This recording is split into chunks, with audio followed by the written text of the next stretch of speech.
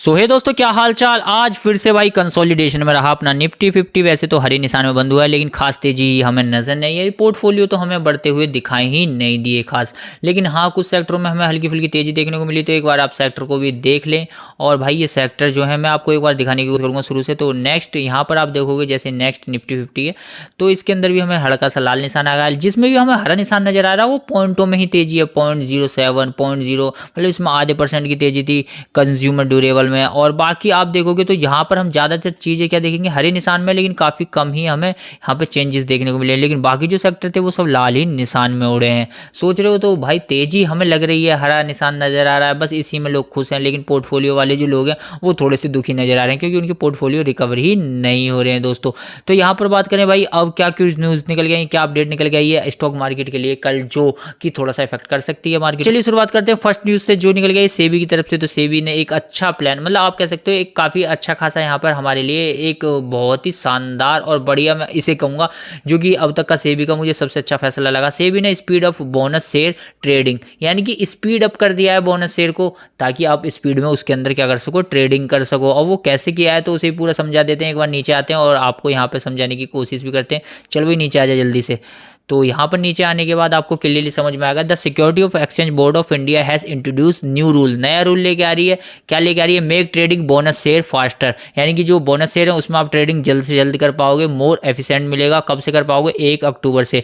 तो इसे भी पूरा समझे, 1 अक्टूबर से तुम आप कैसे जल्दी कर पाओगे, तो वो मैं आपको बताऊँ। तो यहाँ पर क्या है कि जो इन्वेस्टर हैं उनको जो बोनस मिलते हैं वो जस्ट 2 दिन के अंदर ही मिल जाएंगे। कब मिल जाएंगे? लेकिन रिकॉर्ड डेट के, यानी कि जो एक्स डेट होती है ना, कि इतनी तारीख को ये जो है बोनस होगा, स्प्लिट होगा। तो यहाँ पर क्या होगा, जो भी बोनस की एक्स डेट होगी, यानी कि रिकॉर्ड डेट होगी, उसके 2 दिन बाद ही आपको यहाँ क्या मिल जाएंगे, शेयर आपके पोर्टफोलियो में, जिससे आप ट्रेडिंग कर सको। तो सेबी का ये मुझे अब तक का सबसे बेहतरीन लगा है। बाकी तो भाई इन्वेस्टर, रिटेल इन्वेस्टर हैं, वो रोते ही हैं, कहते हैं ये अच्छा किसके लिए लाती हैं रूल। तो फिलहाल तो ठीक ठाक है। तो आप भी मेरी बात से सहमत होगे कि सेबी का ये अब तक का मुझे अच्छा रूल। लेकिन बात करें वहीं पर टाटा ग्रुप की कंपनी की तरफ से भी काफी बेहतरीन न्यूज निकल गई है। तो सबसे पहले टाटा पावर की हम बात करने वाले हैं। जी हाँ दोस्तों, तो यहाँ पर एक बेहतरीन और शानदार न्यूज टाटा पावर की तरफ से निकल गई है। जैसे कि आप देख सकते हो, शेयर में हमें थोड़ा सा उछाल भी इसी न्यूज़ के कारण ही देखने को मिला था। जहां शेयर सुबह चल रहा था 10 बजे 440 का था, धीरे धीरे यहाँ पर 12:30 बजे के बाद एक न्यूज़ आई और ये शेयर 450 का आ गया। अब ये भाई साहब वैसे तो टेक्निकल पैटर्न पे भी काफ़ी अच्छा खासा एक सपोर्ट और रेजिस्टेंस बना रहा है, एक अच्छा टारगेट भी दे रहा है।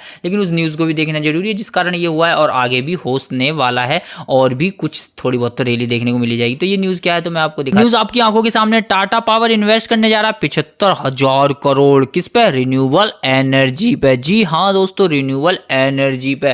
तो इसलिए मैं कह रहा था कि भाई इसके अंदर हमें रैली शायद देखने को मिल जाए। तो नीचे आके थोड़ा सा और पढ़ने की कोशिश करेंगे क्या बताया गया है और क्या कहा गया है।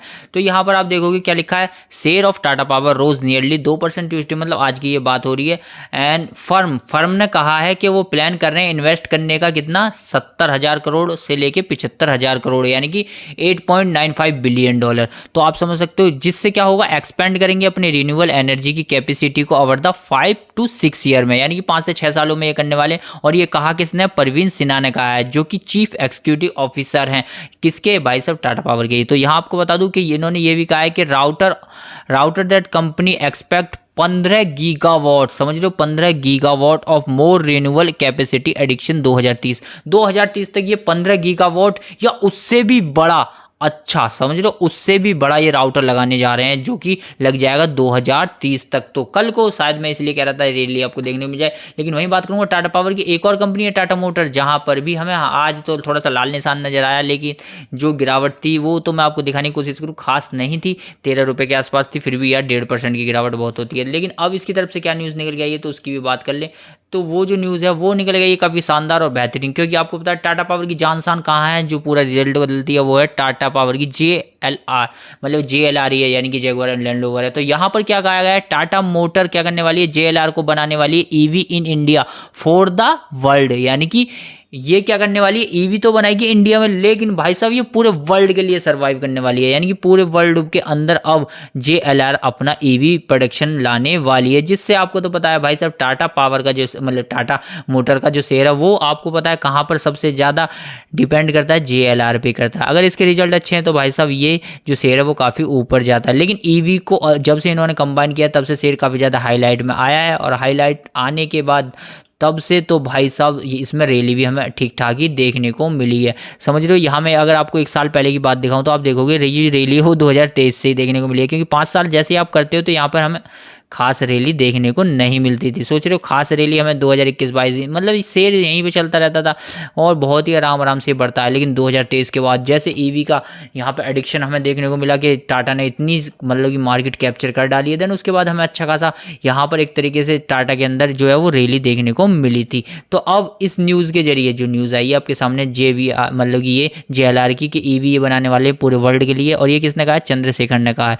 तो भाई साहब यहाँ पर ये काफ़ी गुड न्यूज़ है। जो भी सोच रहे थे काफ़ी दिनों से, आपको तो पता है कि टाटा मोटर्स को डिग्रेड किया जा रहा था, लेकिन अब शायद ये डिग्रेड वाले जो दे रहे थे ना ब्रोकर, वो इसे अपग्रेड भी कर सकते हैं, और देखना 1-2 दिन में जरूर कोई ना कोई नया टाइम। बात करूँ दूसरी न्यूज़ जो काफ़ी बड़ी और बेहतरीन शानदार है, जो कि 16 तारीख को ही आई थी, और ये भाई मैं आपको नहीं बता पाया तो एक बार बता दूं, क्योंकि ये फ्यूचरिस्टिक न्यूज़ है तो इसे नहीं हम चेंज कर सकते। जहाँ पर क्या लिखा है, इंडिया, मैं आपको दोबारा से दिखाता हूँ, India aim to increase the optional airport, जो कि 400 एयरपोर्ट्स बनाने जा रही है 2047 तक। क्यों बनाने जा रही है तो मैं आपको बता दूं भैया, क्योंकि भाई पैसेंजरों की संख्या ही बढ़ रही है। ईयर एन ईयर तो 15% यहाँ देखोगे आपको इंक्रीज ग्रोथ देखने को मिलने वाली है, जिसके अंदर एयर पैसेंजर जो हैं वो कितने 37 करोड़, समझ रहे हो 2024 का डाटा, ये 37 crore according to the ministry data. तो समझ रहे हो यहाँ पर भाई बढ़त हो रही है। तो इसका जो फर्क है वो किन शेयरों पे पड़ेगा, तो वो भी मैं आपको एक बार बताने की कोशिश करूंगा ताकि आप भी उन पर रिसर्च कर सको। तो जो पहला शेयर है जिसपे सीधा एयर इंडिया का जो असर है वो पड़ने वाला अडानी इंटरप्राइज। हालांकि इसके अंदर आपको तो पता है काफी सारे और भी बिजनेस हैं, अडानी इंटरप्राइज के अंदर काफी सारे और बिजनेस हैं, जैसे कि रोड है और मेट्रो है, सोलर है, एयरगो है, डिफेंस है, वाटर है, एयरपोर्ट भी है। तो भाई यहाँ पर अडानी ने एक बार मतलब कि 2023 के अंदर सितंबर में ही कहा था कि वो ना अपने अडानी इंटरप्राइज में से डीमर्ज करने वाले हैं, किसको, अडानी एयरपोर्ट को, जो कि 2026 तक वो कर देंगे। क्यों कर देंगे, क्योंकि आपको पता चल चुकी है बिजनेस बढ़ने वाला है, 2047 तक 400 एयरपोर्ट बनाने हैं। तो इसे आप आराम से स्टडी कीजिएगा, और मेरे हिसाब से अगर अडानी एयरपोर्ट का जो वो है ना IPO आ जाए तो मजा ही आ जाएगा, डायरेक्ट आपको बेनिफिट देखने को मिल सकता है। वही बात करूं दूसरा इफेक्ट GMR एयरपोर्ट पर पड़ने वाला है, तो इसको भी बहुत ही अच्छी तरीके से आपको स्टडी करनी है। जी हाँ दोस्तों, ये भी एयरपोर्ट से रिलेटिव है, क्योंकि इसमें GMR एयरपोर्ट लिखा है तो आप समझ सकते हो सीधा सीधा उससे रिलेट ही है ये। तो जो नेक्स्ट शेयर है उसका नाम है इंटर ग्लोबल एविटेशन लिमिटेड। तो इस पर भी स्टडी आपको करनी है, क्योंकि ये भी एयरपोर्ट से ही रिलेटिव है, और भाई जरूरी से पढ़ना है, ठीक है। देन उसके बाद ही यहाँ पे आपको इन्वेस्ट करना है। नेक्स्ट मैं बात करूंगा स्पाइस जेट की। तो ये भी भाई एयरपोर्ट से ही रिलेटेड है, लेकिन इसकी तरफ से काफी बेहतरीन और शानदार न्यूज़ भी निकल गई है, तो वो भी मैं आपको दिखाने की कोशिश करूंगा। इसको स्टडी करना सबसे पहले, तो उस न्यूज़ को आप देख लो। तो यहाँ पर ये न्यूज़ है, और न्यूज़ क्या है, स्पाइस जेट QIP करने जा रहा है, कितने की, 3000 करोड़ का इशू कमर्शियल। जहाँ पर भाई साहब ये जो शेयर है फिलहाल तो 64 रुपये का चल रहा है। तो ये जो QIP है वो काफ़ी ज़्यादा डिमांड में चल रही है फिलहाल, ठीक है, काफ़ी ज़्यादा डिमांड में चल रही है, जहाँ पर FI भी इसको लेने वाले हैं, और ये वहीं पर म्यूचुअल फंड वाले भी इसको लेने वाले हैं। तो ये काफ़ी डिमांड में चल रही है, जिससे मैं कह सकता हूँ स्विंग ट्रेडिंग के लिए कुछ दिनों का यहाँ पर हमें एरा देखने को मिलेगा, यानी कि आप कह सकते हो कि शेयर ऊपर नीचे जाने वाला है। और ये QIP क्या करने वाली है, 3000 करोड़ रेज करने वाली है। तो भाई आप समझ सकते हो, तो जैसे QIP आती है तो वहाँ पर शेयर की डिमांड तो हो ही जाती है, और एयरपोर्ट से रिलेटिव है तो एयरपोर्ट को भी आपको देखना होगा। वहीं बात करूँ एयरपोर्ट से रिलेटिव एक और शेयर जो होने वाला है BLS। जी हाँ दोस्तों, इंटरनेशनल सर्विस, और इसको भी आपको अच्छी तरीके से क्या करना होगा, इसे भी आपको अच्छी तरीके से पढ़ना होगा। ये भी भाई फ्यूचर के लिए काफ़ी मतलब कि आपको पता है सीधा इफेक्ट यहाँ पे एयरपोर्ट का पड़ने वाला है फ्यूचरिस्टिक। बात करेंगे रेलवे स्टॉक्स की, यानी कि IRFC, और भी काफ़ी सारे जो आज IRFC को देखोगे तो 0.2%, मतलब कि आप कह सकते हो 2% ही गिरा है यार, और ये गिरता ही जा रहा है। लेकिन वहीं पर और भी इंडियन रेलवे के स्टॉक है, जैसे RVNL भी देखोगे 2.5% गिरा है, और वहीं पर आप इरिकॉन को भी देखोगे ये भी 3% गिरा है। तो भाई रेलवे के स्टॉक गिरते जा रहे हैं, और कहाँ तक गिरेंगे, तो काफ़ी सारे स्टॉक है। तो मैं इसमें IRFC की बात करूंगा, इस बार एक लेवल आपको दिखाने की कोशिश करूंगा। हालांकि मैं इस पर 16 वीडियो बना चुका हूं, तो लेवल एक बार मैं आपको दिखा देता हूं, शेयर कहाँ तक और नीचे जा सकता है। तो भाई देखो शेयर के अंदर देखो मैंने यहाँ पर लेवल बनाए थे, जहाँ मैंने आपको बताया था जैसे ये 172 का लेवल तोड़ेगा देन उसके बाद नीचे आ जाएगा, और वो वाकई में 72 का लेवल तोड़ा और नीचे आ गया। और जो इसका क्रूशियल लेवल है वो तो वैसे 148 रुपये, लेकिन फिलहाल 160 रुपये पे बना हुआ है। अगर इसने इस लेवल को भी 160 को तोड़ा तो डायरेक्ट ही 148 पे रुकेगा। देन उसके बाद इसका जो लास्ट लेवल है वो कौन सा होने वाला है, 136 रुपये। जी हाँ दोस्तों, समझ रहे हो, 136 रुपये, जो काफ़ी नीचे है।